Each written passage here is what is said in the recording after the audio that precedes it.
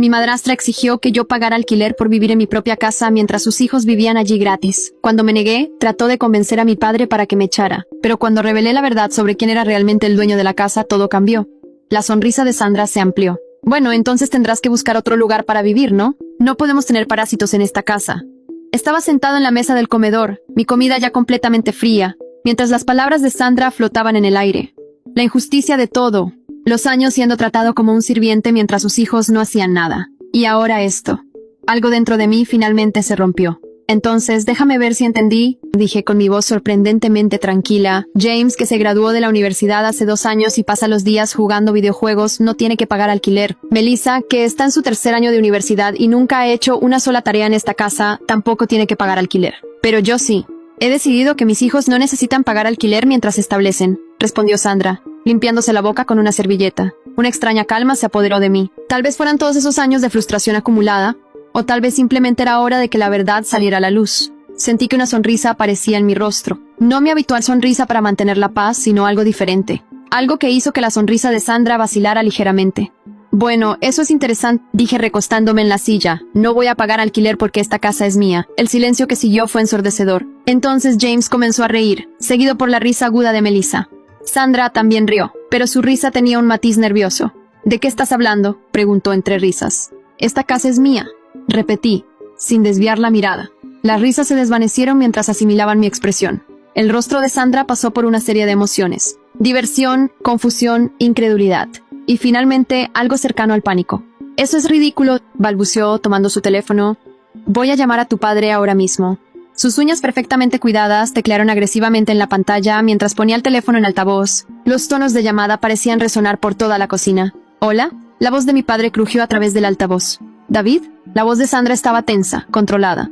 Ruby está contando unas historias interesantes sobre la casa. Dice que la casa le pertenece. Eso no es cierto, ¿verdad? El silencio del otro lado se alargó durante lo que pareció una eternidad. Cuando mi padre finalmente habló, su voz era vacilante. Bueno, carraspeó. En realidad mis suegros pusieron la casa a nombre de Ruby antes de morir. No pensé. ¿No pensaste que debías mencionarlo? Sandra prácticamente gritaba ahora. ¿Cómo pudiste no contarme esto? No pensé que fuera importante, respondió mi padre débilmente. Nunca me pareció relevante. ¿No relevante? El rostro de Sandra estaba tomando un tono interesante de rojo. ¿No relevante que tu hija adolescente es dueña de nuestra casa? Colgó antes de que mi padre pudiera responder, casi arrojando el teléfono sobre la mesa.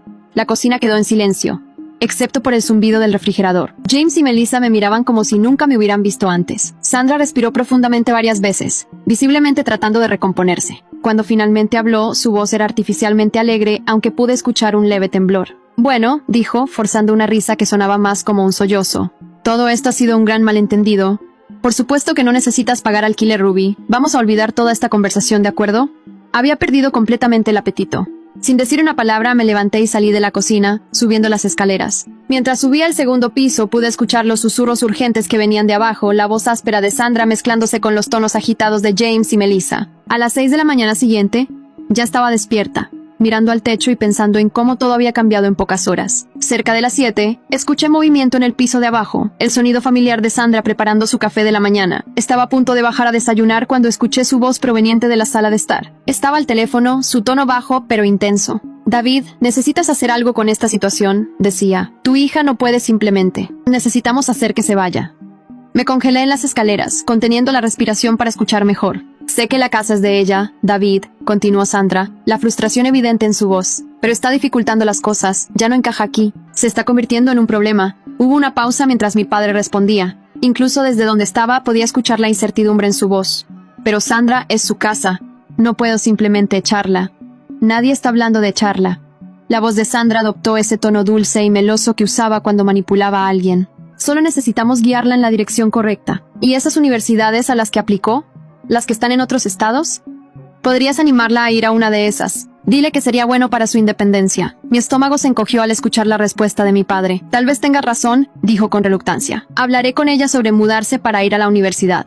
Podría ser mejor para todos. Esperé hasta que Sandra colgara antes de entrar en la cocina. Manteniendo mi rostro cuidadosamente neutral, comencé a tomar un tazón y un poco de cereal, fingiendo que no había escuchado nada. James y Melissa entraron poco después, ambos pareciendo que preferirían estar en cualquier otro lugar. Sandra entró última, todavía con el teléfono en la mano.